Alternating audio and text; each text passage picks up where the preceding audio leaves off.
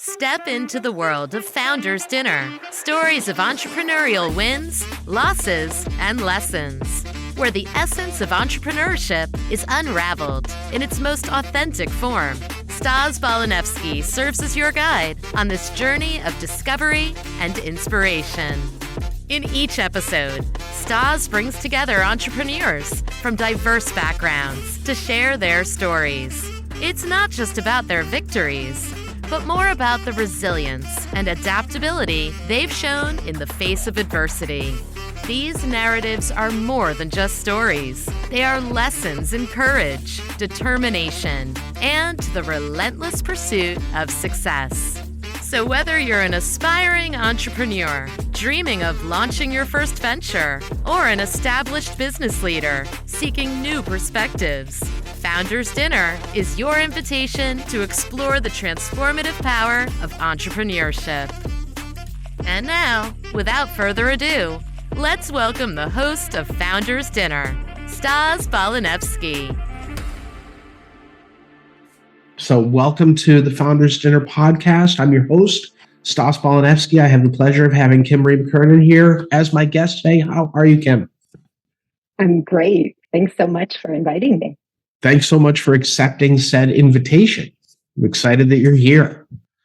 So let's jump right in. I would love for you to tell us about your entrepreneurial journey. Great. I would love to. Well, I'm going to go back a little ways and I'm going to talk about, so I went to Syracuse University for undergrad, and I had the opportunity to study in London as part of that. And that opened up a whole world of international business that I just love. Went from there, my first job out of school was at General Motors. Oh, wow. I was 18 years old, had 50 people working for me in a $500 million department. 21 years old, right? What a great place to learn. Did that, then I had the opportunity to go back for my MBA. So I studied at the University of Buffalo, specialized in marketing, and decided from there that I would follow this passion for international.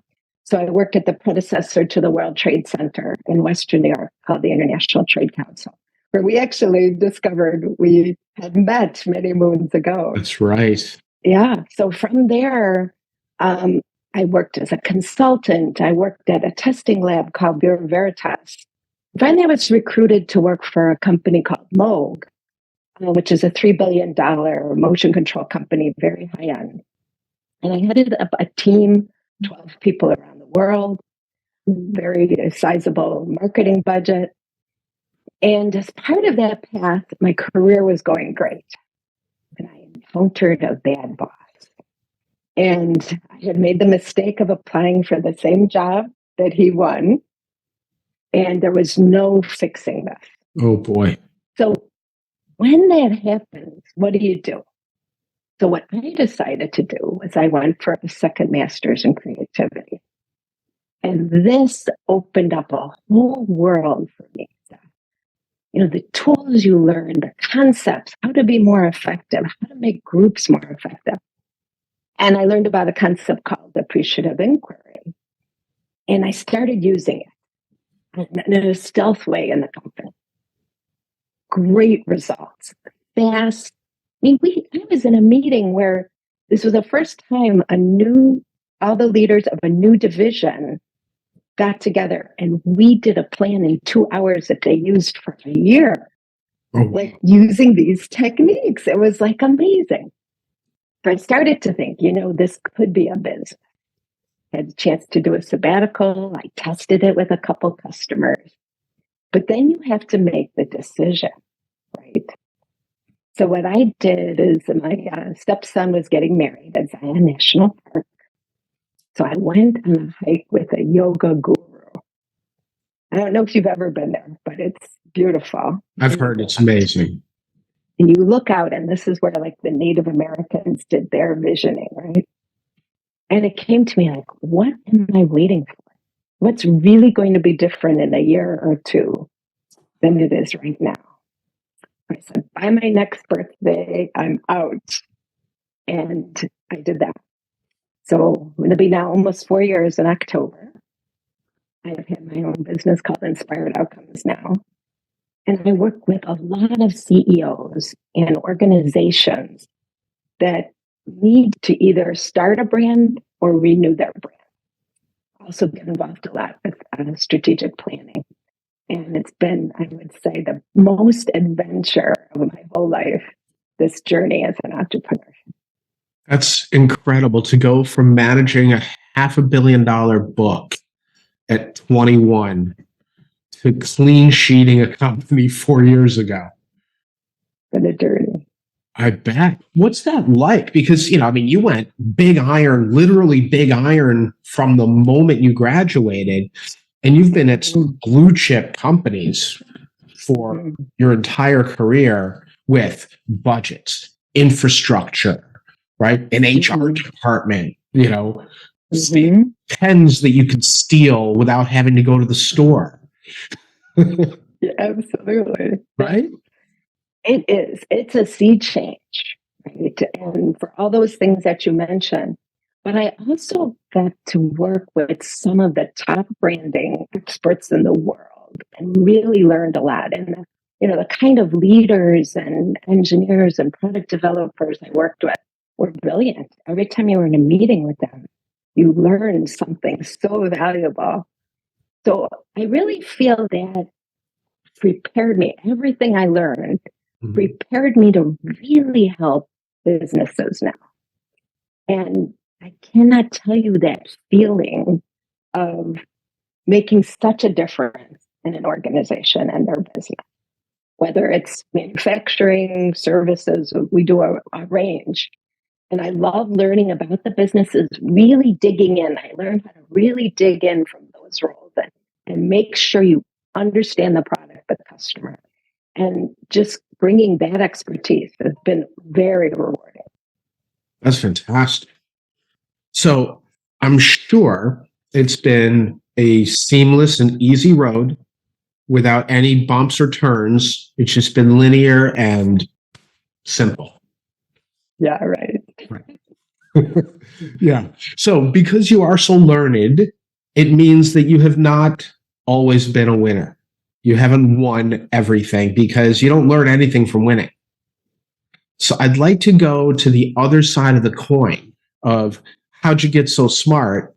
Meaning, tell me a story about when you were absolutely positive of something and it turned out not to be the thing, or you made a misread, or you had a mistake, or something just didn't go your way. I'd like to talk about what that was, what that experience was, maybe the thought process or the fact pattern that led you to that misstep. And then I want to talk about the lesson and how you've been able to apply that lesson in your life. So, as you mentioned, when you start a business, there are so many things you don't know. And I knew even less.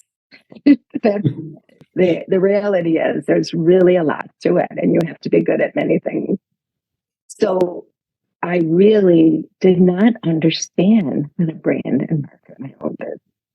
Now that's an embarrassing thing to say. You know what? That's the cobbler's kid, right? Yeah. The cobbler's kid never has any shoes. Right. But it gives me empathy for my customers because the mind switch you need to go through is not to talk about, I have a proprietary process that works all the time and 130 people have gone through it. It's not to say what you do, it's to say how you can solve their problem. So if you can do that successfully, it takes a mind switch from, I know this so well and I'm going to tell you everything about it stuff. But you don't want to know about it. You want to know what results. So really making that mind switch that I am not selling my process. I'm not selling my 30 years of experience. I'm selling results. And when I was able to do that, the business changed. The other major thing I did, and keep in mind, I started my business in 2019, right before the pandemic. Right. So that was an interesting time to be starting a business. Good in some ways, bad in others, of course. But people became more comfortable. They became more comfortable using technology, which helped my business immensely. And I also helped them in that way. So I think really understanding, first of all, how you have to brand, help CEOs involve their customers in the process were two very important lessons learned. The third was a total surprise.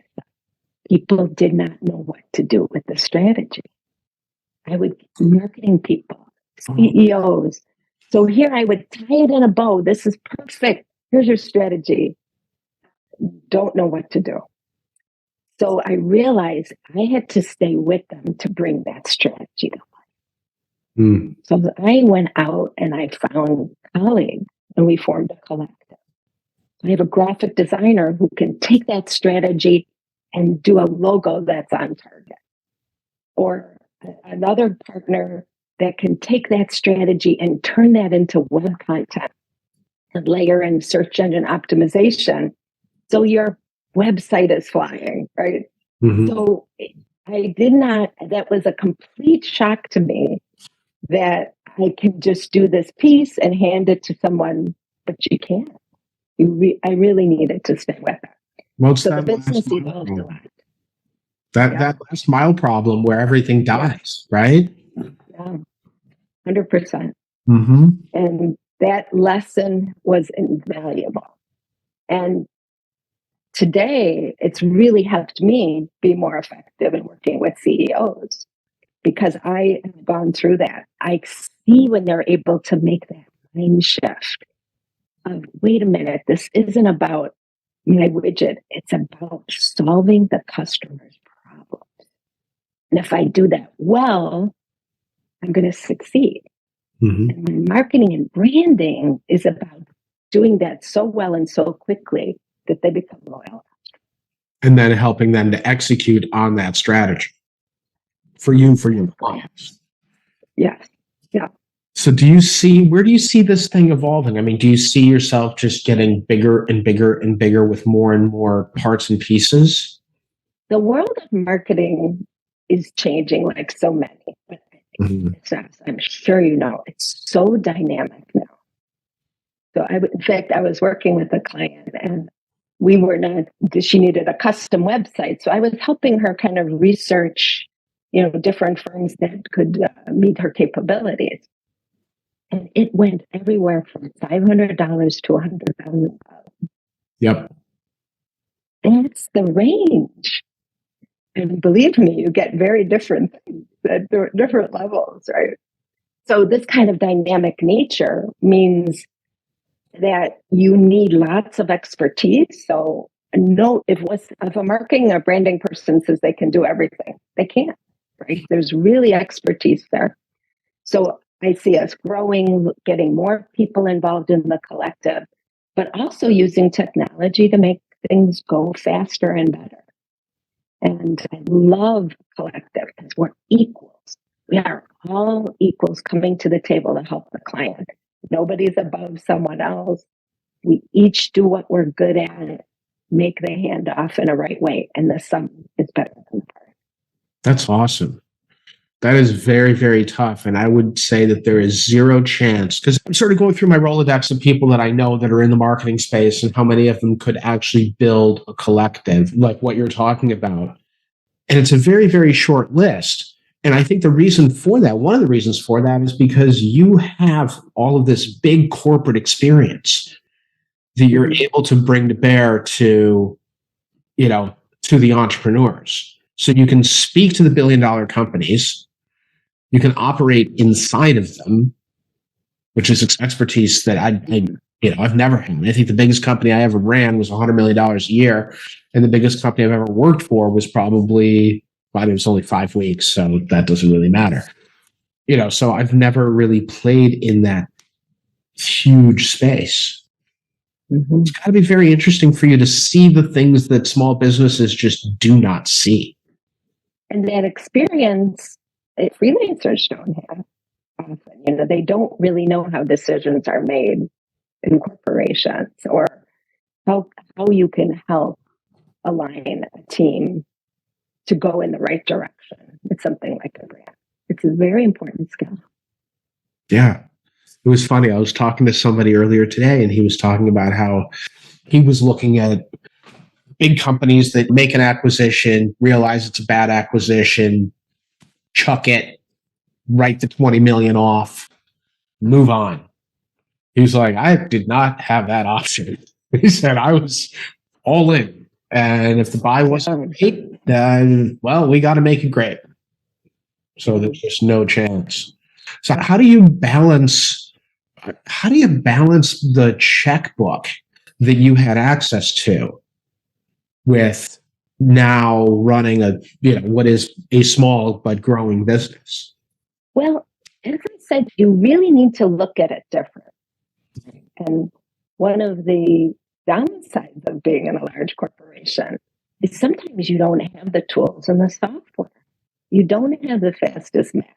You don't have Grammarly to check your grammar, right? That there are so many hacks that really help you do marketing better that corporate America doesn't have due to their own restrictions, right? So that's the first thing. I think you can really leverage also freelancers. You can really leverage something like a collective like we have to get lots of work done by a tremendous expert in the area. So there's plenty of ways to do it, and the results are great. So these things were never even possible before, like we see them now. That's awesome. So tell me about some of your favorite projects. Like, what have you sort of taken a step back from and done the old, there it is, that's a good one? Yeah, that's fun. I'm excited too. So I just recently counted up because I'm approaching the 4-year anniversary. And I worked with 130 organizations. Wow. Named almost 50, websites for 42, so starting to have quite a history. We've worked with some amazing nonprofits that do great work in the world. One is called Musical Memories Cafe, and it's an organization in West Falls, New York, and they do music and companionship for caregivers and seniors with Alzheimer's and dementia. And this work is so meaningful. There's a lot of evidence that says music can do what little else can to really bring these people joy and bring them back to who they were. So that was so meaningful to bring that whole brand to life and also make that into a program that can be replicated in other cities and countries even. So that was a fun one. Also worked with my former company. So Moog had a startup called Moog Construction. So that was involved with bringing all electric equipment to the construction industry, and was highly technical, but really think about the future is happening with this electric and all the things that it can do, and autonomous as well was something they worked with. So it was kind of affirming to work again for the company that I love so much, and to also come home again to a company. Oh, and ended up doing a brand for my high school. Oh, no way. The Art Academy. Full circle as well. So really fun. That has to be really awesome. To be able to sort of come back home. I mean, I know you only graduated a few years ago, but to be able to rebrand it. Yeah. It was weird to be back. Very fun. I bet. That's really great. So this is really interesting. So a lot of the entrepreneurs that I have on the podcast are people that are wired a little bit like me, right? Starting their business super young. They're just kind of gunslinging, swashbuckling kind of people that are like, I don't know, I'll go try to figure it out, right? And they've always done it. They've smashed into they smash into the sun, they smash into the parking lot over and over and over again. But it's rare to meet someone that has gone the very traditional corporate route and then on top of a mountain decided, I'm going to leave this and I'm going to go start my own thing. So it's sometimes we see people go work in consulting for a little bit and then go start their own thing because they want to work at BCG for a minute, get the toolkit, and then pop out. But you were corporate for a very long time. And so what advice would you give to people that are in corporate that are wearing the golden handcuffs? Because I'm sure you had some shares that would have vested had you not left, right? The way corporate America keeps really, really nice talent. What would you say to these people that think that there's an opportunity to go build something, but they're afraid to go? Well, you're absolutely right. I cannot tell you how many people told me, you're crazy. Why would you do this? Right? But it's something I always wanted to do. And I believe that the degree in creativity kind of helped me do that as well. Because this idea of curiosity and of really breaking it down to what's really involved in a successful business, it made it doable, right? And I also think there's a lot of help out there. Even this podcast is so helpful, right? And I have a mentor that's part of the Small Business Score program and the Small Business Administration. He's wonderful. The Women's Business Center has helped me. I have a group called ShiftCo for conscious entrepreneurs where I'm a mentor. So get the help because I think I know something because I have an MBA and worked 30 years. It did not prepare me for having my own business. I never learned the stuff I needed to learn. So you have to learn it. You have to do the work. And as I said, I work every day, all day with CEOs, starting businesses, rebranding businesses, and you have to do the work.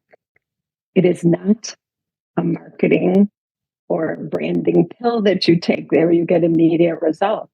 Right. It's the amount of work you put into it. And you're responsible for making sure all of it's in alignment.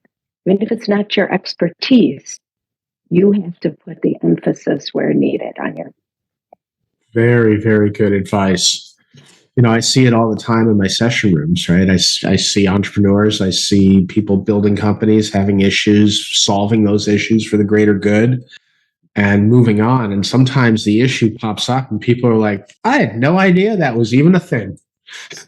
Like, nope. Yeah. But here it is. We need to fight it and fix it.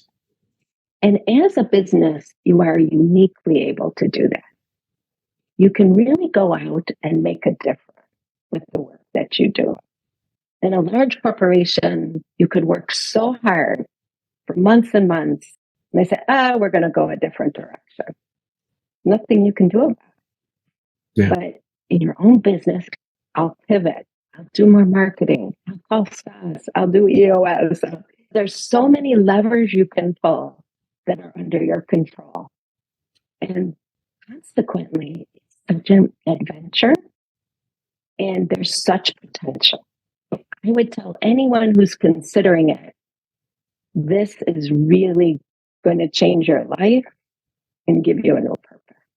So true and so awesome. And I love that you're talking about sort of peer groups. You're talking about mentors, mentees.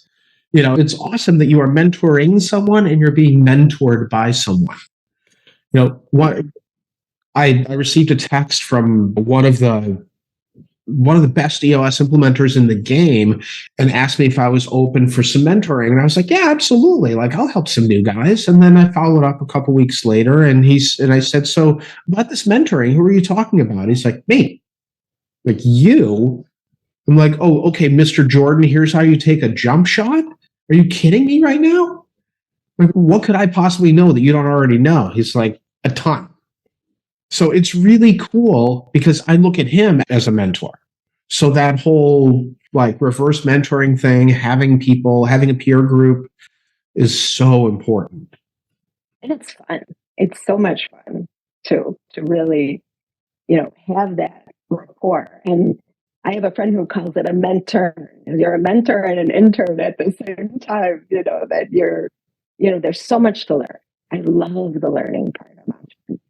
You know what? I had my mentor, I will absolutely have to text him that. He made it crystal clear the business that I had was going to fail. He was an intern and I had a CRM business. So customer relationship management. I was doing implementations and he worked for me for a summer and he was so good at it. So unbelievably good at it.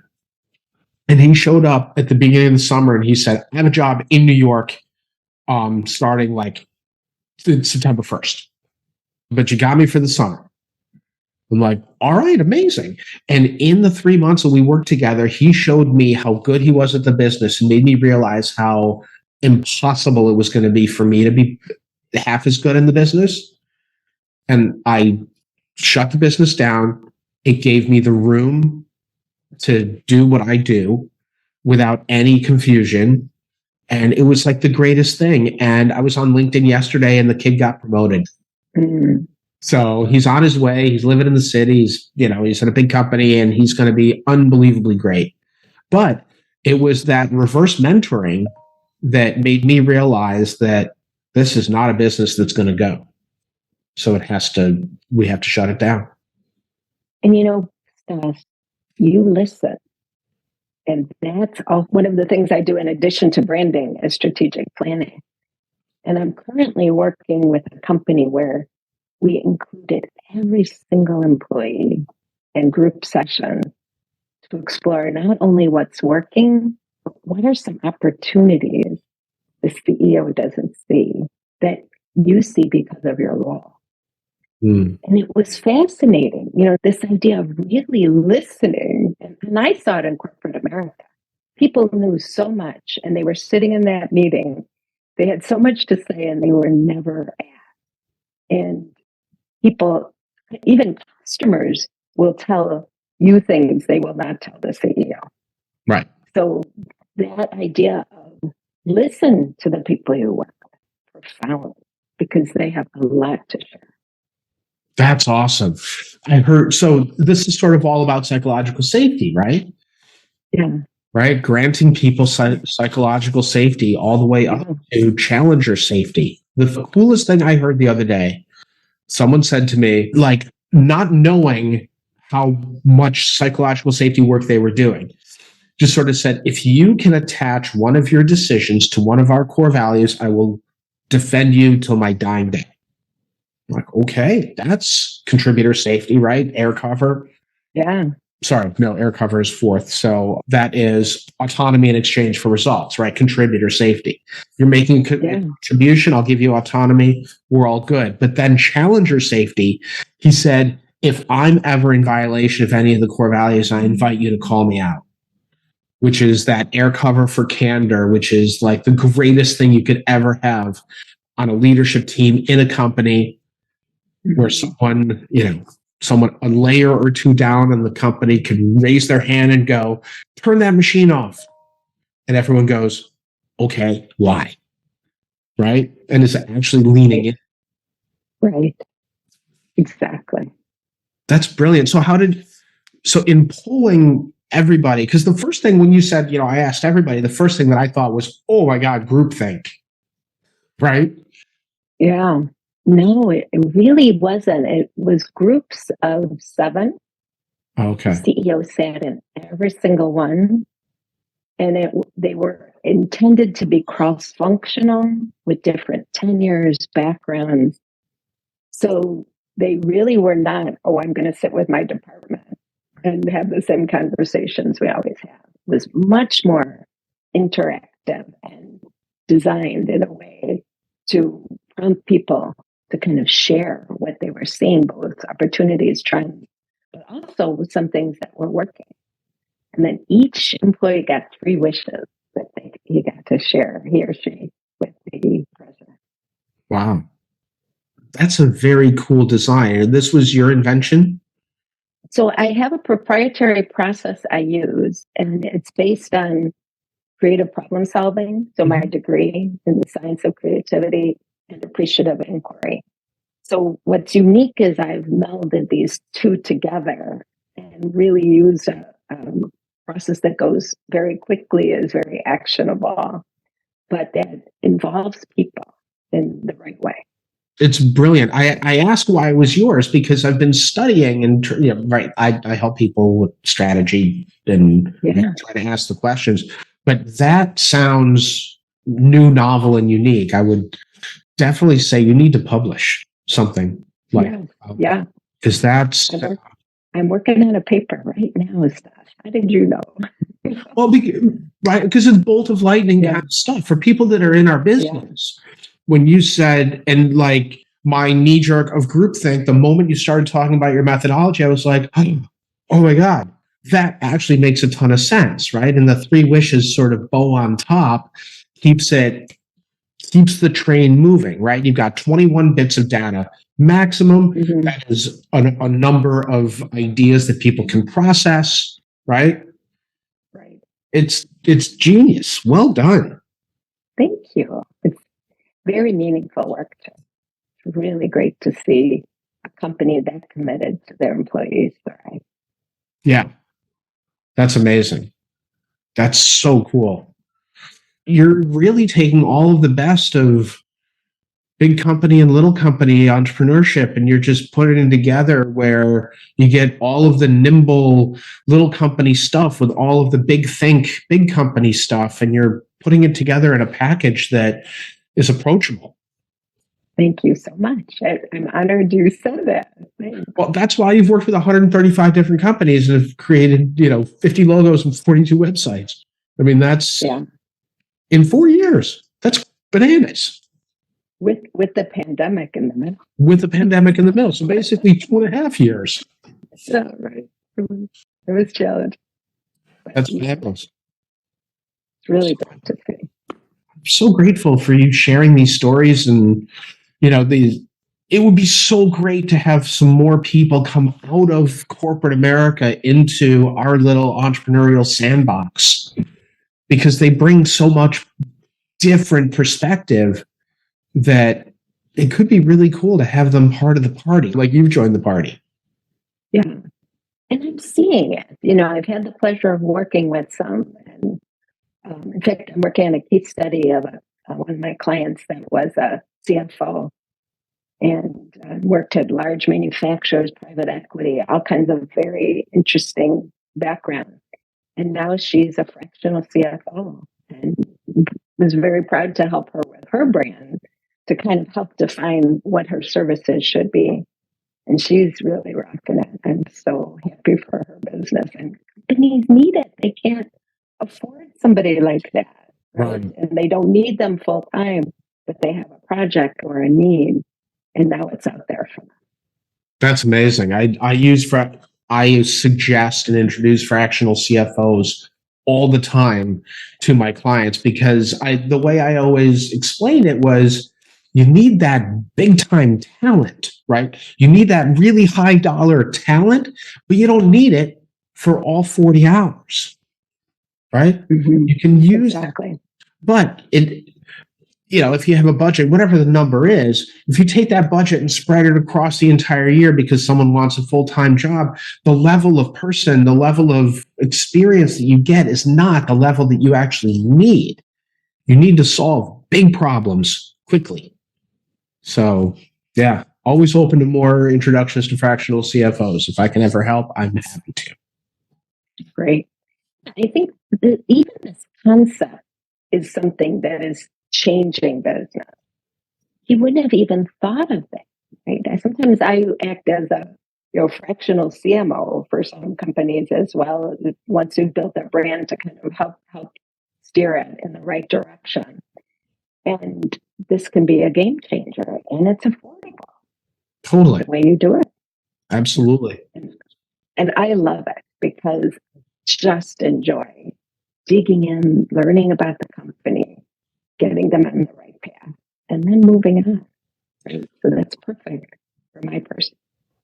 And it also keeps you super fresh, and you're also able to you're a hair salon, but have you ever considered talking about the stuff that we use to go into space? They're like, no.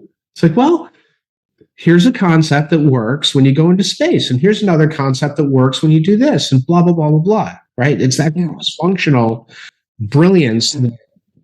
It's just so important. Yeah, 100%. Yeah. All right. We could do this for hours and hours and hours. It was so lovely to reconnect with you from all those years ago at World Trade Center, Buffalo, Niagara. And proof positive that Buffalo is not a small town. It's just a really big room. I know. Absolutely. It was a pleasure, Steph. And thanks for all the work you do to help the entrepreneurial community and the world. Thank you so much. Thank you for saying that. And with that, this concludes this week's episode of the Founders Dinner podcast. For those looking to connect with Kim, I'm going to have all of her details in the description. It'll be up on LinkedIn, and hopefully you all can connect and help each other and do great things. And so this is Stas Balanevsky signing off, and I'll see you all next week. Thank you so much. Thank you. That's a wrap on today's episode of Founders Dinner, stories of entrepreneurial wins, losses, and lessons. Once again, we've journeyed through the inspiring and challenging world of entrepreneurship with Stas Balanevsky, uncovering stories that illuminate the resilience and adaptability at the heart of success. Each narrative shared today is a testament to the unyielding spirit of our entrepreneurial guests, providing lessons in courage and determination. We hope these stories have not only entertained, but also inspired you. Whether you're taking the first steps in your entrepreneurial journey or are a seasoned leader in the business world, Founders Dinner is more than just a podcast. It's a community of learning, inspiration, and connection. Don't forget to subscribe to our podcast for more insightful episodes and join our vibrant LinkedIn community to continue the conversation, share experiences, and connect with like-minded entrepreneurs. Until next time, keep embracing the entrepreneurial journey. This is Stas Balanevsky, thanking you for being a part of the Founders Dinner family. See you at the next dinner.